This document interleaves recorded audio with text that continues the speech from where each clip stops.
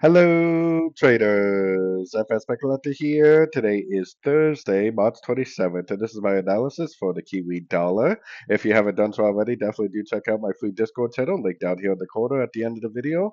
Also, don't forget to take a look at my website, fxpipcollector.com, if you'd like to gain access to all the benefits listed below and more.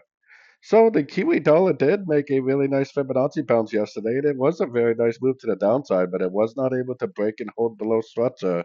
That right there should have been your clue that it was not going to end up continuing the downtrend because it was not able to break and hold structure after the Fibonacci bounce. So to me, this definitely still looks very, very corrective. And if you go up to the daily time frame and zoom in, we are definitely still within this base channel. I think a likely possibility is it's going to go up and touch the 50% level, and then it's going to go down again, and that's going to be like three waves of like a WXY before it goes up for a wave C or possibly even a wave 3. So going down to the shorter time frames, I'm definitely still recommending shorts in a downtrend. I do think that it is likely to continue up for now. I think it probably will take out this previous high also, so maybe the 50% is a more likely target.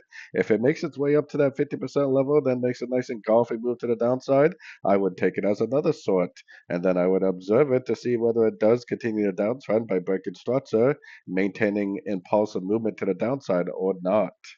The trend is definitely still down technically, so we should be looking for shorts at the end of Fibonacci bounces. Whether it's the 50%, 61%, I don't know. I just know that I'll be paying very close attention as it approaches these Fibonacci levels for possibly another sorting opportunity.